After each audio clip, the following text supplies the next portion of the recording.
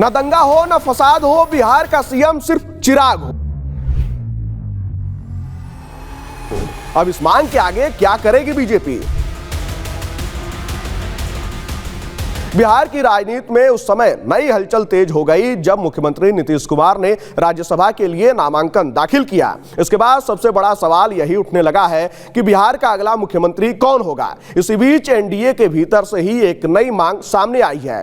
लोक जनशक्ति पार्टी रामविलास के कार्यकर्ताओं ने केंद्रीय मंत्री और एलजेपीआर के अध्यक्ष चिराग पासवान को बिहार का अगला मुख्यमंत्री बनाने की मांग तेज कर दी है। पटना में बीजेपी के प्रदेश कार्यालय के बाहर एक पोस्टर लगाया गया है जिसने बिहार की राजनीति में चर्चा का माहौल बना दिया है। इस पोस्टर में साफ तौर पर चिराग पासवान को मुख्यमंत्री बनाने की मांग की गई है।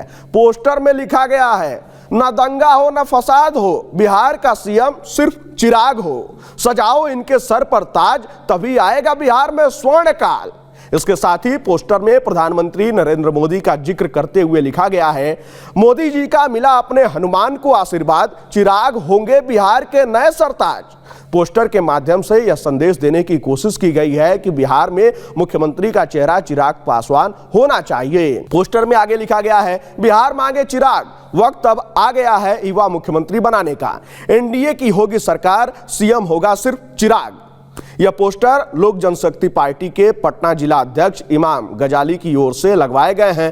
पोस्टर सामने आने के बाद राजनीतिक गलियारों में यह चर्चा तेज हो गई है कि क्या एनडीए भविष्य में चिराग पासवान को मुख्यमंत्री पद का चेहरा बना सकती है। इससे पहले एलजेपीआर के सांसद अरुण भारती भी चिराग पासवान को मुख्यमंत्री के रूप में देखने की इच्छा जता चुके हैं। कुछ दिन पहले पटना एयरपोर्ट पर मीडिया से बातचीत के दौरान उन्होंने कहा था कि मुख्यमंत्री को लेकर अंतिम फैसला एनडीए के बड़े नेता मिलकर करेंगे। हालांकि उन्होंने यह भी स्पष्ट किया कि व्यक्तिगत तौर पर वह अपने नेता चिराग पासवान को बिहार का मुखिया बनते देखना चाहते हैं। खैर, नीतीश कुमार के राज्यसभा जाने के बाद बिहार की राजनीति में नेतृत्व को लेकर कई तरह की अटकलें लगाई जा रही हैं। उधर निशांत कुमार जदयू में शामिल हो चुके हैं और उसके साथ ही साथ अब यही इंतजार है कि आखिर बिहार का नया मुख्यमंत्री कौन होगा, क्योंकि जो सूत्रों से जानकारी निकलकर सामने आ रही है उसके अनुसार 10 से 14 मार्च के बीच नीतीश कुमार इस्तीफा दे सकते हैं।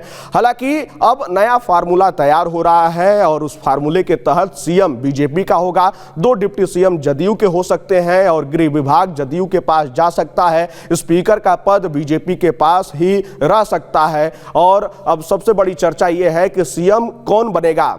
तो विजय सिन्हा, सम्राट चौधरी, ये तमाम वो नाम है जो चर्चा में चल रहे हैं। लेकिन बीजेपी को अप्रत्याशित निर्णय लेने के लिए जाना जाता है, तो देखना होगा कि आखिर बीजेपी सीएम की कुर्सी पर किसे बैठाती है। और फिलहाल जो जानकारी निकलकर सामने आ रही है उसके अनुसार यही फार्मूला तैयार होने जा रहा है। लेकिन देखना होगा कि अब बिहार का भविष्य किसके हाथों में जाता है और निशांत कुमार का जदयू में शामिल होना जदयू के लिए कितना कारगर साबित होता है। खैर, आपको क्या लगता है कि बिहार का नया सीएम किसे बनना चाहिए? आप अपनी राय कमेंट बॉक्स में हमारे साथ जरूर साझा कीजिएगा।